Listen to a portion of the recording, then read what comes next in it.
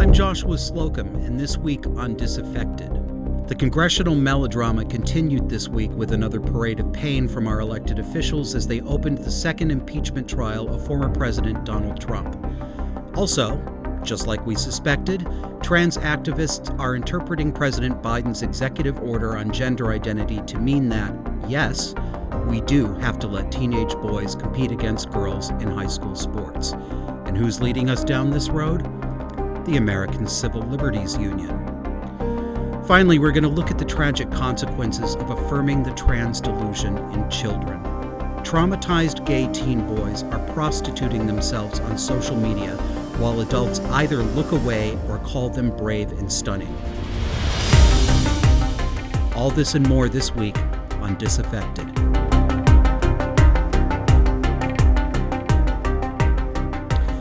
Welcome to Disaffected. I'm Joshua Slocum. This show talks about the relationship between the abuse dynamics that often happen in the home that we are more familiar with in terms of domestic violence and child abuse, having to do with personality disorders, and how this behavior has become normalized and mainstreamed and has started to structure the political and public conversations we have with lies, misdirections, and bullies calling people victims. This week, of course, everybody's thinking about Donald Trump's impeachment trial, which I learned just before we started recording today. He's been acquitted again. I haven't kept up with the whole thing, but I'm seeing exactly the same stuff that I was talking about in past episodes from others like Alexandria Ocasio-Cortez and Rashida Tlaib. Confected, emotional misdirection from our elected representatives in order to inoculate themselves against legitimate criticism for the actions they're taking and make people silent and afraid to say anything because we don't want to be mean about their pain. So let's take a look at how Congressman Jamie Raskin opened up the impeachment trial this week. My youngest daughter, Tabitha, was there with me on Wednesday, January 6th. It was the day after we buried her brother, our son Tommy, the saddest day of our lives. Also, there was my son-in-law, Hank, who's married to our oldest daughter, Hannah, and I consider him a son too. And then there was a sound I will never forget, the sound of pounding on the door like a battering ram. The most haunting sound I ever heard, and I will never forget it. My chief of staff, Julie Tagan, was with Tabitha and Hank locked and barricaded in that office, the kids hiding under the desk, placing what they thought were their final texts and whispered phone calls to say their goodbyes. They thought they were going to die. I hugged them, and I apologized, and I told my daughter Tabitha,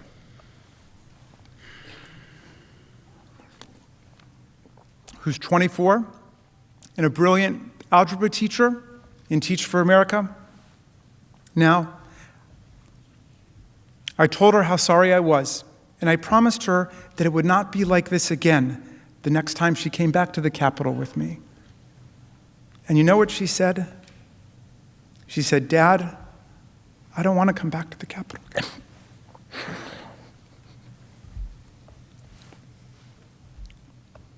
Of all the terrible, brutal things I saw and I heard on that day, and since then, that one hit me the hardest.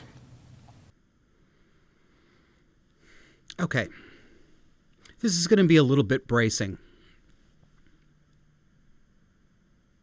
I don't buy any of this.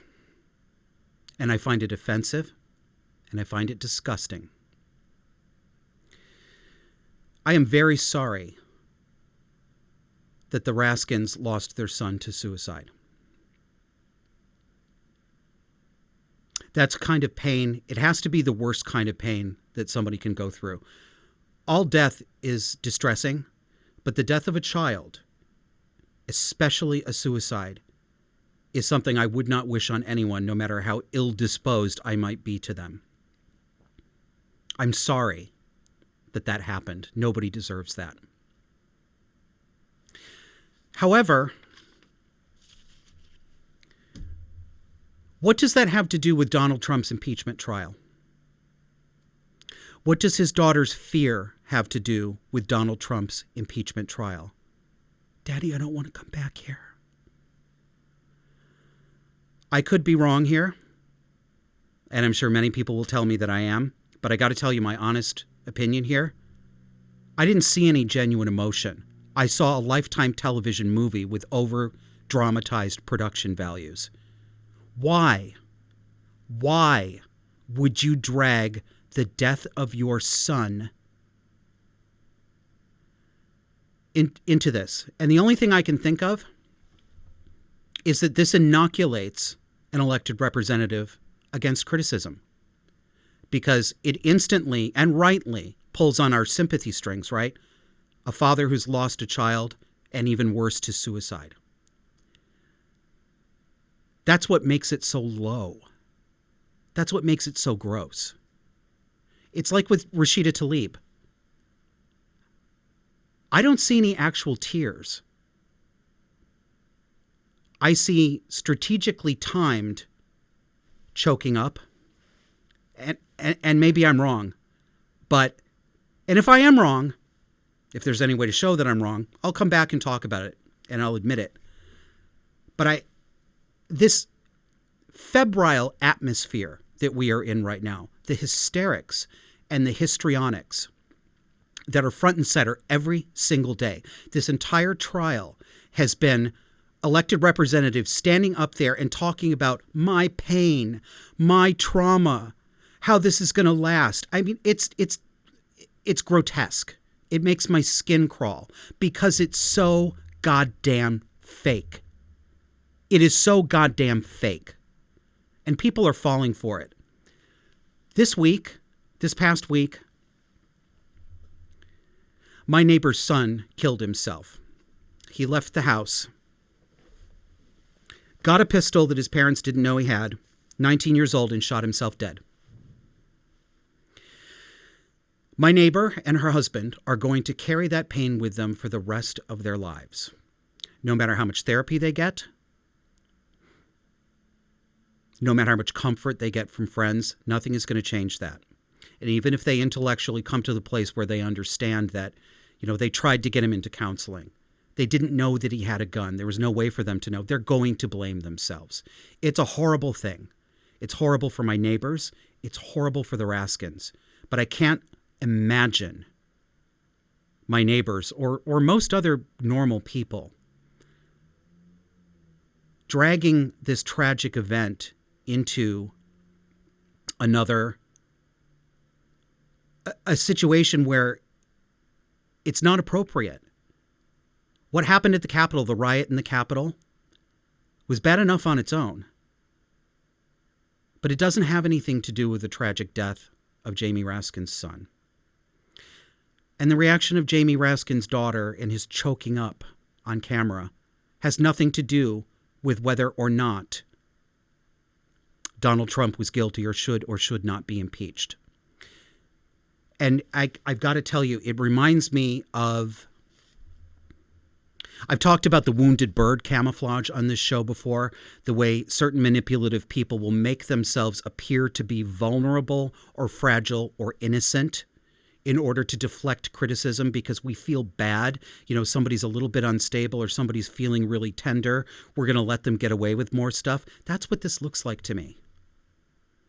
I wouldn't have a thing to say except I'm sorry about the death of their son. I wouldn't be talking about this if he hadn't dragged this into this incredibly consequential political trial.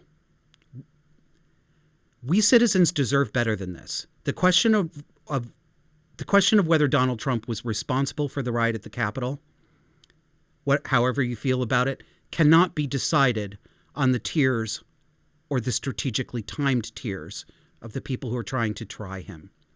This is less like I know it's not a courtroom, but this is supposed to be something like a courtroom. This doesn't look like any courtroom I've ever seen before. It looks like a melodrama. And that's all I have to say about that. So we'll take a break and come back with a little bit more. Stay with us.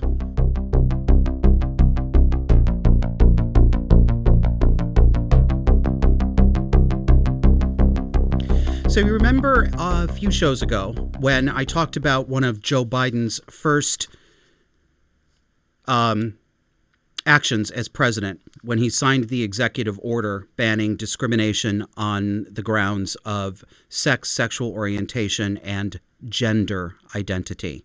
And for those of you who don't understand what gender identity is, it's the notion that people have an internal subjective sense that they are male, female, or not male and not female. My shorthand for it is a gendered soul. It's the idea that independent of the physical arrangement of your body, that you have an internal essence that tells you you are a woman or you are a man. It's a very new idea, and it's been slipped in there, and people think it's normal now, but it isn't normal. It's a bunch of nonsense. I have no idea what it feels like to feel like you're a woman. I have no idea what that means, and nobody else does either. But it's very convenient, right? Because it's subjective. You can't see it. People can ask for proof, but there's nothing you can give them that would prove it.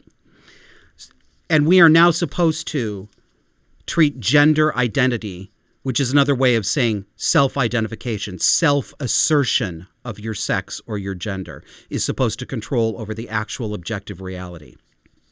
And I said I had concerns about what this executive order was going to do because it put together the concepts of sex, biological sex, sexual orientation, whether you're gay or straight or bi, with this new gendered soul called gender identity, and clearly wanted to make gender identity live on the same level in terms of determining public policy or even be supreme over the actual reality of sex or the uncontroversial notion of sexual orientation.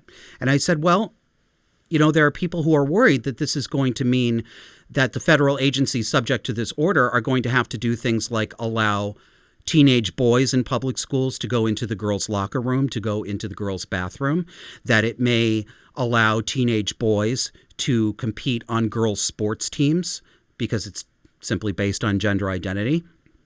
And so many people on the left right now don't want this to be real. I think a part of them knows that people like me who are talking about this are right, that there's something very sinister going on here, and that, yes, you are actually being told that if a boy who's 15 years old says he's a girl, that you have to believe he's a girl, you have to repeat that he's a girl in public, and you have to let him go into the girls' locker room, and you have to let him compete on the girls' track team or whatever the sports team is.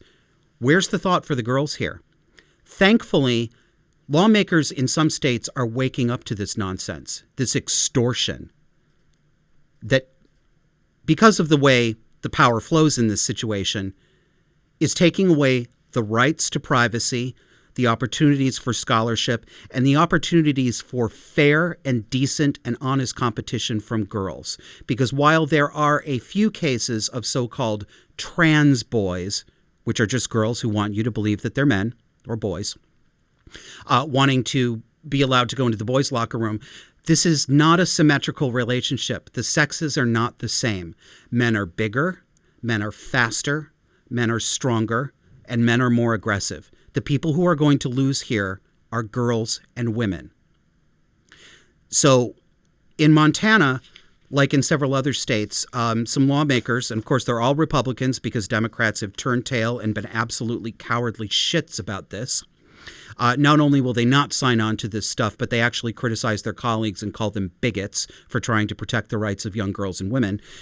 A couple of Republican lawmakers proposed a bill in Montana that would bar this kind of nonsense behavior, that would require that sports teams in public schools remain segregated by sex. I want to show you an exchange between one of the proponents of the bill and a representative of the ACLU. And this is Representative Derek Skies. He is in the Montana House of Representatives and the Montana House Judiciary Committee.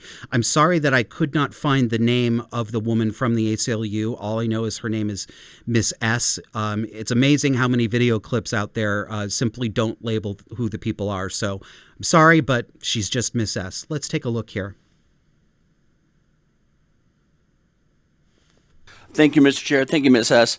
So let's jump ahead 20 years, say, in the future. And if this bill doesn't pass, would you support a women's sports team that would have all transgender biological males as transgender women? Can you, Representative Skies, can you say that question one more time? I really want to make sure that if I answer, I understand what you're asking. You understand. Bet, Mr. Chair, Ms. Hess. My question is, if we allow, and almost everyone's saying anecdotally there's one or two of these instances, these are super rare, I'd like to jump forward to where maybe they won't be so super rare. So would you agree or would you support an all-women's team having all transgender biological males? Representative Skies, I will just say, and I apologize if this doesn't answer your question, I don't want to speculate, but what I will say is that transgender women are women, transgender girls are girls, and we are going to support bills that promote and protect their civil liberties and their civil rights. Thank you, Mr. Chair. I'll write that down as a yes. Oh, this is gold. Did you see her? Talk about a deer caught in the headlights. Can I just make sure I understand the question? Stop it. You understand the question. And you know you're lying. And you know that you're being paid to lie because the ACLU has had its moral core ripped out and replaced by personality disordered, abusive people who are running that thing like a shit show. This organization that had earned a reputation as being a defender of freedom of speech, constitutional freedom of speech, freedom of assembly, freedom of worship, so committed to these fundamental Western principles, these fundamental American principles, that they defended the right of Nazis to march down the street in Skokie, Illinois. Look at where they are now. And look who's helping. Look at this young woman. She's barely, I would say, 10 years older than the senior girls in high school who are going to be affected by this. And she's taking her paycheck to stand up in the Montana House Judiciary Committee meeting room and defend the right of boys and men to call themselves girls and to replace girls in the girls' sporting world. I've already talked about this. You can find these cases all over the place. Just go on Google. We've got an active court case right now in Connecticut where two young men, two boys, calling themselves girls, have been competing on the track team. They've literally broken all of the records for girls track, and they have displaced actual girls from competitive slots and prize-winning slots that might give them scholarship opportunities. And this woman is doing this for the ACLU. My, how they've fallen. And look at how they lie. She knows. I don't know why she's willing to say what she's saying, but she is willing to say it, and she knows that she's lying. And she is trying to notice this too. She's using protective camouflage so that she won't be too directly criticized. The sort of giggle, the head tilt, the feminine affectations. I just want to make sure I heard you. I just want to make sure I understood. This is a farce. It's a farce, and it's ridiculous. And there's only going to be more of this, folks, because this thing is steamrolling across the country. We are living in a country right now where decent people are terrified of saying in public that boys are boys and girls are girls and that they should not be given puberty blockers that interrupts the natural maturation process that comes with adolescence, that they should not be put on cross-sex hormones, which have the result usually of sterility, taking away your ability to have children in the future, bone loss, heart disease, hugely elevated rates of cancer. Cross-sex hormones are poison to the human body. That which the female body needs is poisonous in the same quantities in men, and vice versa.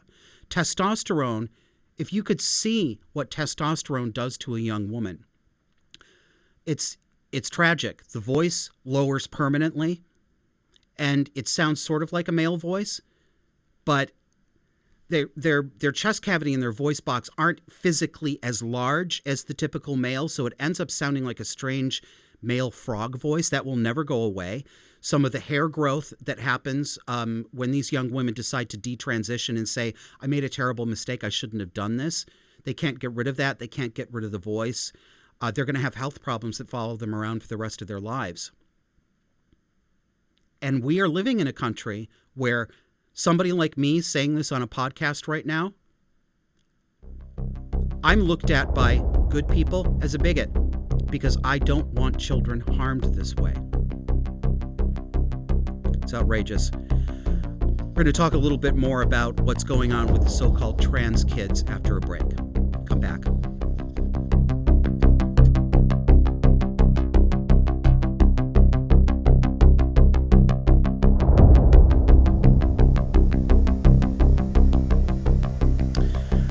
Welcome back. This segment is going to be a little bit difficult.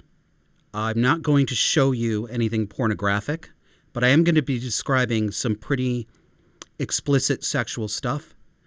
Not for titillation, but because in context, it's horrifying.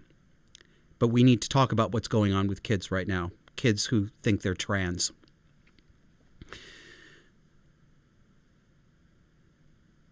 I've talked before about the fact that when I was younger, when I was a teenager, one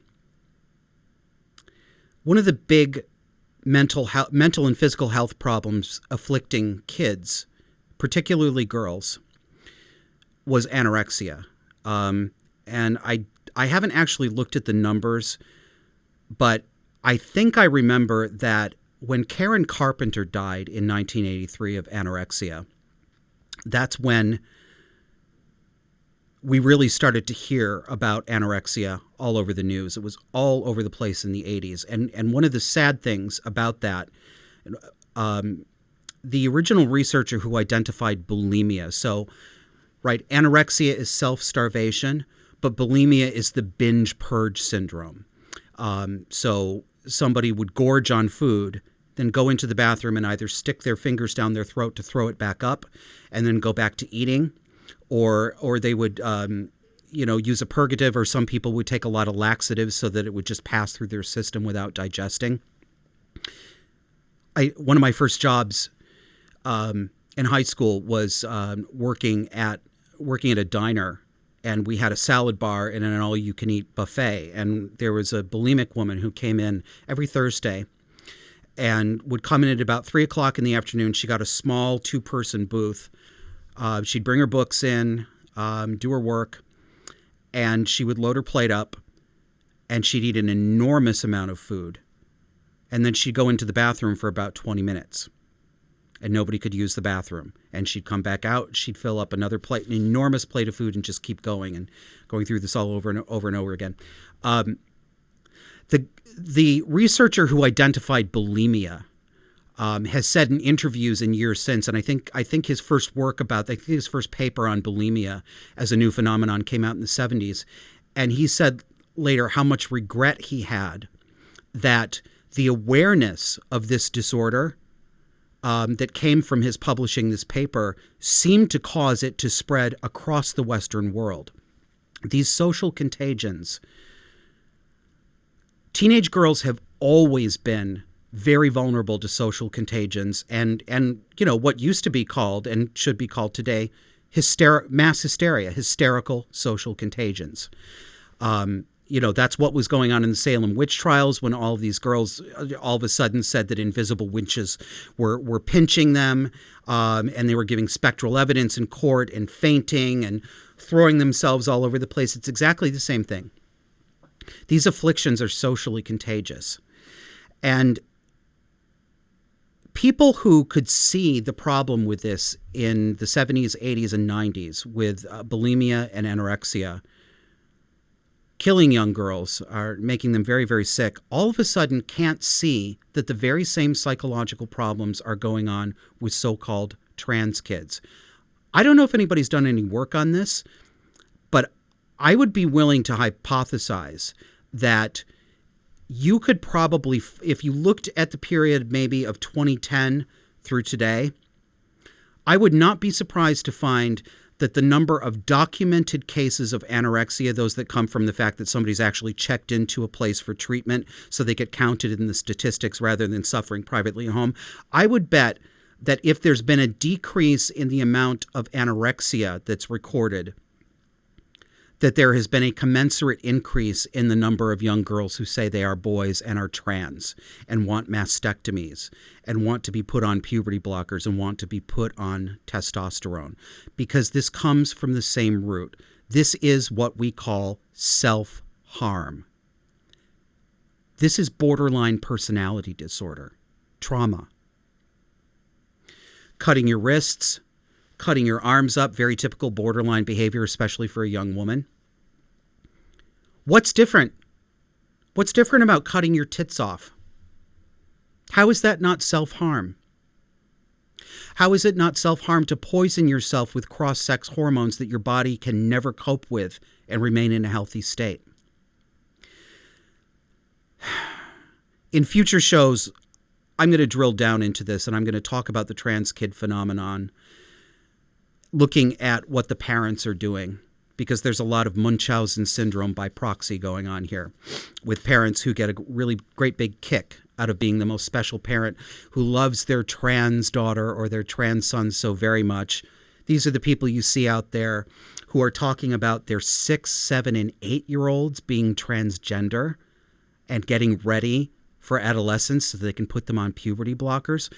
I'm going to have to devote at least an entire show to that. But today, I just want to show you a few examples of what this looks like in the wild on social media. I think the people that I'm talking about here are young men. It's impossible to tell on social media sometimes because the language is so confused, deliberately so. That's part of the trans ideology, is confusing reality so that you can't tell what's left and what's right. But I think these are young men, and I suspect that they are young gay men because they are exhibiting many of the same behaviors that I have seen in young gay men, and some of them that I saw in myself. One of the dirty little secrets that nobody wants to talk about is that if you look at the family backgrounds of, and I'm just going to talk right now about gay boys. I'm not saying this is or is not applicable to young lesbians. It's just not something I know as much about. So I'm talking about boys. When you look into the background of gay men, gay adolescents, these boys, hugely disproportionate number of them come from traumatic and abusive households. That is a fact. It's documented in the literature. It's not a coincidence.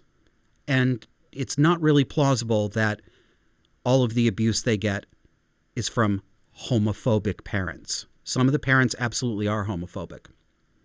But the trauma is not all from that. A lot of these parents show signs of personality disorders, parentification of their children, Munchausen syndrome by proxy. So when I was a teenager and inducted into the world of gay male socializing and gay male sexuality, pederasty, grown adults, grown men, sexualizing or seducing teenage boys was rampant. Rampant. If I went to a social dance at the Lesbian Gay Center at 16, 17, 18 years old, there were plenty of older men there. We called them chicken hawks. We have a name for it, chicken hawks. Ready to pick up young boys. And it didn't, maybe you wouldn't be surprised. School teachers, priests, psychologists, counselors. And all of this was normalized.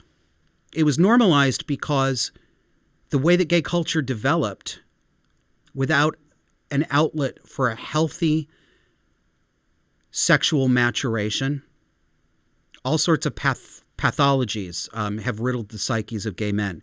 And so we young gay men are brought into a world that is full of drugs, not just alcohol and marijuana, but hard drugs, cocaine, speed, those kind of party drugs, libertine sexuality, orgies, extreme promiscuity, what the young ones now call chemsex, which is where they get blitzed out of their goddamn minds on drugs and then go and have dangerous sex. This hasn't changed, but the way that they understand themselves has changed. So I see these boys, these young gay men, online,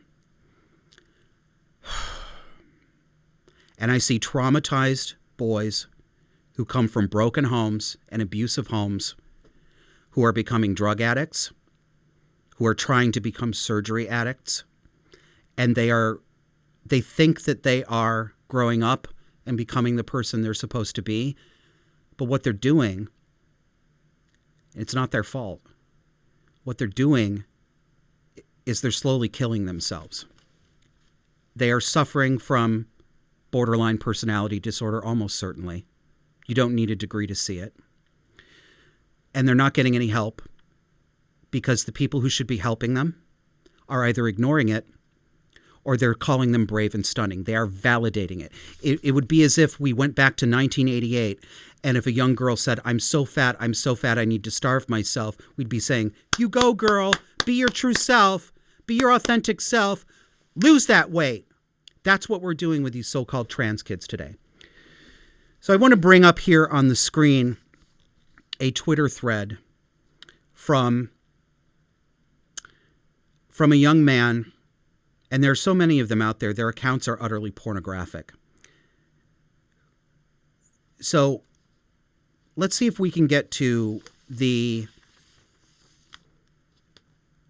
person's Twitter profile to set the stage for what we're talking about here. I'm not going to name these people. I'm not even going to use their Twitter usernames because they're already setting themselves up to have this follow them the rest of their lives, and I don't want to make that any worse, but I do want to talk about this. So this is his Twitter bio. Violet, trans girl, NB thing. NB stands for non-binary. Furry, to mask and dog. Furries, if you haven't heard of them, this is a new identity. It's almost as sacred as your gender identity. It means that you identify as an animal character. So you'll see furry parties and furry costume shows and live action role play where people show up dressed as wolves, often highly sexualized. They're, dildo tails, these sorts of things. Twitter hates me, BLM, Free Palestine. Typical overwrought, in some ways, teenage self-description.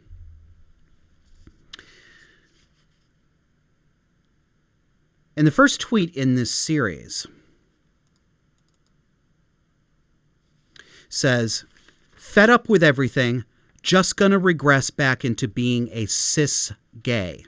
Cis, C-I-S. If you're not familiar with this, it's more made up magic language. It's supposed to be the counterpart to transgender. So instead of transgender, if you are born in the right body and you're a man who knows you're a man, you are cisgendered. It comes from the Latin prefixes trans and cis, which have to do actually with chemistry and polarization. Don't ask me how it got here. But what they mean when they say cis is normal. Not trans, not mentally disordered, not confused. Of course, they wouldn't agree with my definition there. So I'm fed up with everything, and I'm just going to regress back into being a cis gay. Sweetheart, you are a cis gay. You are a young gay boy. That's not a regression, that's reality. You are not a girl. You are not non-binary. You are not a furry. You're not a dog. You are a young gay boy. This is how nuts this stuff is. So the conversation goes on. Next one says, friend writes and says, please don't, that will make you feel like crap. Okay.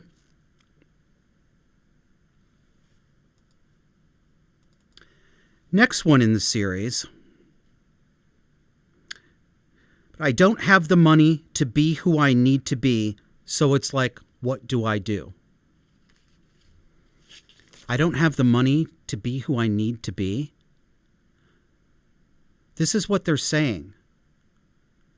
They need money to have surgery, to pay for cross-sex hormones that will have a slightly feminizing effect on the fat distribution of your body, although it's not going to change your skeleton. It's not going to change the size of your cranium or your jaw or your brow bone or any of the other things that identify you as male. Your authentic self costs money, okay? So, and again, this is, leaving aside the trans stuff, this is the kind of thing that you see teenagers validating each other doing. You see these kinds of conversations. If you've ever heard of the pro-ana websites, meaning pro-anorexia, there was a big kerfuffle about that, maybe 10 years ago when people got alarmed at how many websites were out there dedicated to glamorizing anorexia and actually giving manuals and peer support to young women who wanted to learn how to be, better anorexics. This is the same thing. They reinforce themselves in their delusion because there are no adults in their lives who are looking out for them. So, the friend says, not be your false self, or don't be your false self. So, regressing back to being a cis gay, what he actually is his false self.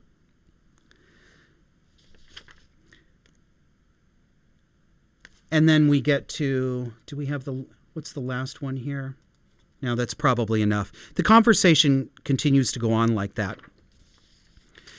This is representative. I don't expect you to know that, but I've seen hundreds and hundreds of conversations like these with these young people who are severely traumatized, severely psychiatrically disturbed, but probably not irreparably psychologically disturbed.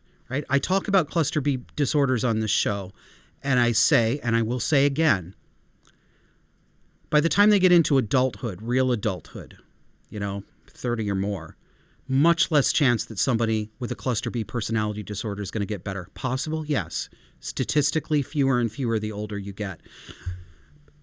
These people are, excuse me, these are kids, though. These are teenagers. I remember what it was like. I was never quite this bad, but I did participate in a lot of this dangerous gay subcultural stuff when I was younger, and I was really messed up in the head and on a lot of drugs a lot of the time. And I'm here now. These kids can be helped, but nobody's helping them, in part because we grown-ups are clapping for this stuff. Oh, I know you're objecting right now. You're saying, oh no, I would, this is way too far. When I say I just want to support trans kids, I just mean I want them to live their best life, or whatever pablum, you want to put that in. This is all the same thing, folks. When you affirm and validate a young person who says they were born in the wrong body, whether or not you are actively encouraging this kind of self-destructive behavior and probable chemical dependence and abuse of cross-sex hormones, you are still setting the stage for it. You're still saying that this is normal. These kids are coming out like a butterfly from a chrysalis. Stop it. There's another one. I'm not going to show you this. It's so pornographic I couldn't even figure out how to redact these tweets. But another conversation I saw on Twitter, this is heartbreaking. This boy, from his appearance, could be anywhere from 17 to 21 years old. His account is full-on pornography. He calls himself a they-them slut. They-them meaning these are my pronouns, they and them. Sometimes he's non-binary. Sometimes he's a trans girl. I couldn't believe it when I opened the timeline. It looks like child pornography. This young man has stripped himself off, shaved his body completely, has done up his hair and makeup to look something like Marilyn Monroe, with his entire naked body hanging out, pushing his ass back like this and going, "Daddy."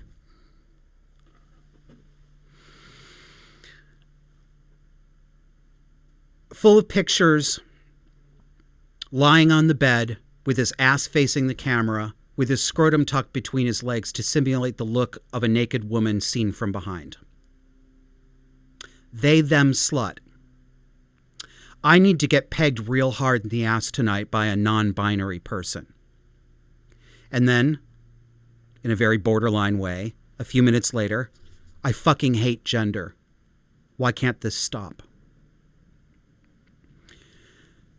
These are young people in torment. They've been abandoned. And if somebody doesn't help them, I can tell you exactly what is going to happen to them because I've seen it and I've experienced some of it. These young men are going to get raped. They're going to get drugged and raped by older men. Some of them are going to be trafficked. Some of them are already looking at prostitution as a career choice.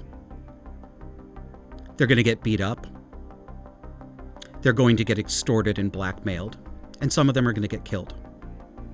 That is the reality of the pro-drug, libertine, anything goes, queer, radical sexuality world. It was bad 30 years ago when I was first introduced to it. It's far worse now. I don't have a happy note to leave you with today. None of this is happy. But thanks for joining me. It's important to talk about this stuff. See you next time. Thanks for listening to Disaffected. We've got a new listener line, so if you've got something to say, give us a call. 202-979-2480. And just a note, we do reserve the right to play messages on the air. If you like this podcast, please share and please subscribe. We're on Apple, iTunes, Spotify, Rumble, YouTube, and anywhere you get your podcasts.